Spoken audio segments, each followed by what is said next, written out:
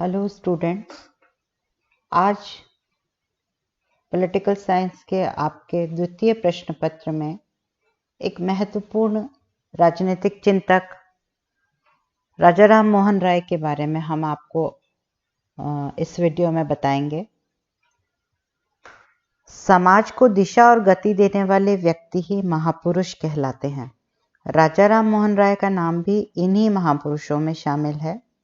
रॉय उस वैचारिक क्रांति के सृष्टा थे जिसने भारत को मध्ययुगीन दलदल से निकालकर आधुनिक भारत को जन्म दिया। धर्मगत रूढ़ियों, अंधविश्वासों तथा सामाजिक कुरीतियों को समाप्त करने के लिए चलाए गए विभिन्न धार्मिक और सामाजिक आंदोलनों में इनके द्वारा 1828 में स्थापित ब्रह्म समाज अग्रणी स्थान रखता है। विचारों और कार्यों के माध्यम से ब्रह्म समाज ने भारतीय सामाजिक जीवन को नई दिशा प्रदान की। राजा राम मोहन राय का जन्म 22 मई 1772 को बंगाल के हुगली जिले के राधानगर ग्राम में हुआ। उनके पिता रमाकांत रॉय तथा माता तारिणी देवी धर्मनिष्ठ और ईश्वर भक्त थे, किंतु स्वतंत्र चिंतन और अभिव्यक्ति के प्रबल समर्थक राजा राम मोहन राय मूर्ति पूजा के घोर विरोधी थे। वे अनेक भाषाओं के ज्ञाता थे, जिसमें बंगला, फारसी, अरबी, हिंदी, संस्कृत और अंग्रेजी पर उनका पूर्ण अधिकार था। तो उन्होंने ईसाई साहित्य के अध्ययन हेतु हिब्रू, लैटिन और यूनानी भाषा भी सीखी थी। आज के इस वीडियो में हम राजा राम मोहन राय के धार्मिक विचारों के बारे में आपको बताने का प्रयास करेंगे। राम मोहन राय सर्वाधिक प्रमुख रूप में धार्मिक और सामाजिक पुनर्जागरण के संदेशवाहक थे। धार्मिक सत्य के प्रति उनके मन में गहरी जिज्ञासा थी और इस जिज्ञासा के कारण ही उन्होंने विश्व के सभी धर्मों का गहरा अध्ययन किया था। वाराणसी में उन्होंने संस्कृत में भारत के प्राचीन धर्मशास्त्रों का अध्ययन किया था।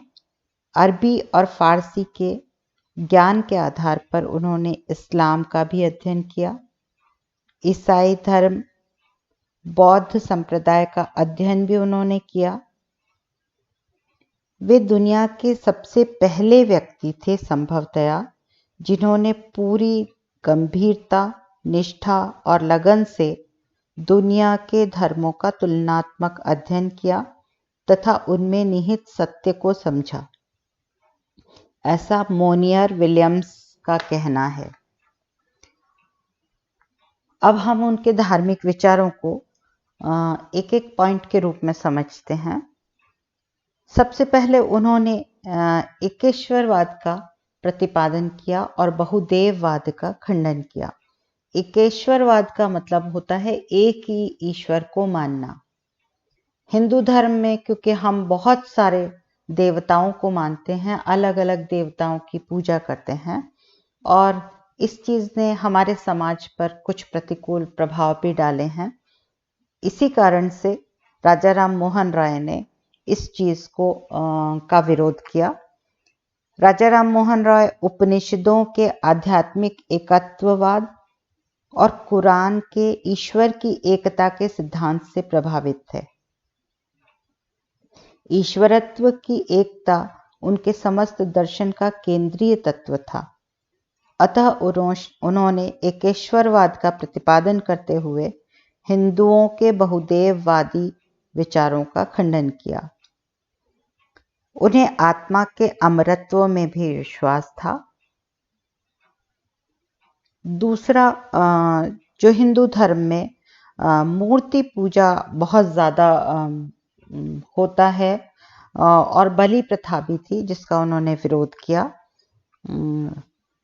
वे मूर्ति पूजा के घोर विरोधी थे।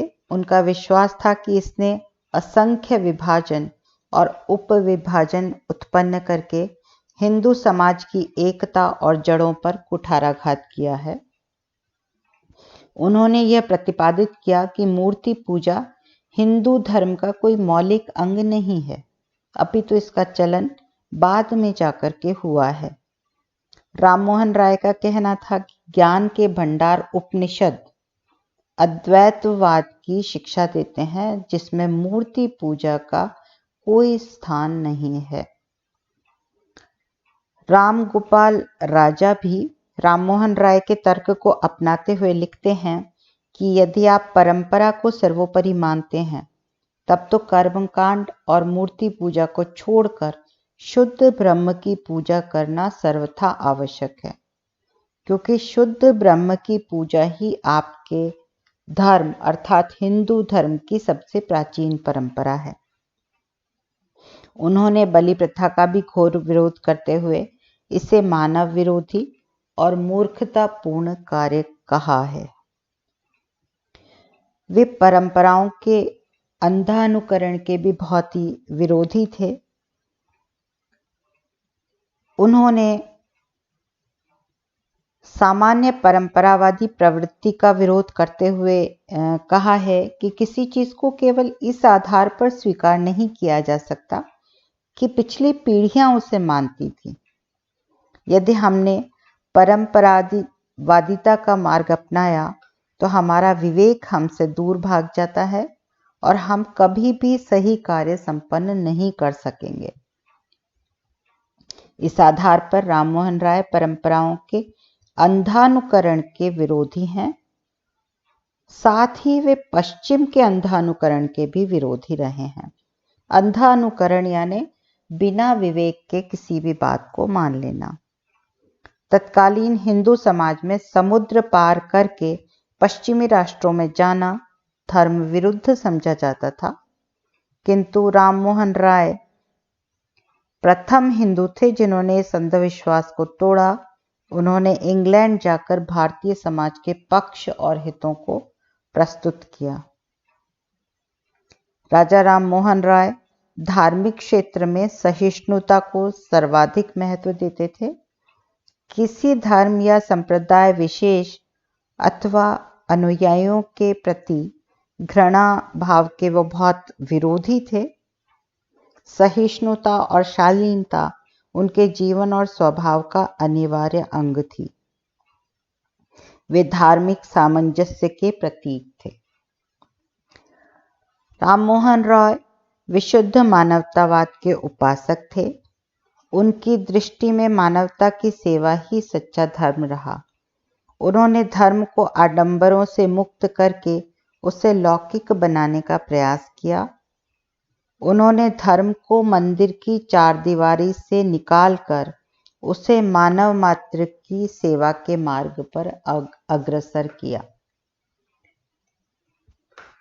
राममोहन राय ने दो परस्पर विरोधी प्रवृत्तियों के विरुद्ध संघर्ष किया। उनके समय में इस देश का धार्मिक जीवन कट्टर धार्मिकता और विविध आडंबर युक्त व्यवहारों से ग्रस्त था, तो दूसरी ओर समाज का एक वर्ग ईसाइयत के मोहजाल की ओर बढ़ रहा था। उन्होंने इन दोनों ही स्थितियों का विरोध कर भारतीय समाज को नए मापदंड देकर सही दिशा की ओर प्रवृत्त करने का कार्य किया। उन्होंने हिंदू धर्म को ईसाई धर्म का शिकार बनने से बचाया और धर्म और समाज के प्रति उनकी यही महती सेवा थी। तो आज के वीडियो में बच्चों हमने राजा राममोहन राय के धार्मिक विचारों के बारे में जानने का प्रयास किया। अगले वीडियो में हम इनके सामाजिक विचारों के बारे में बात करेंगे।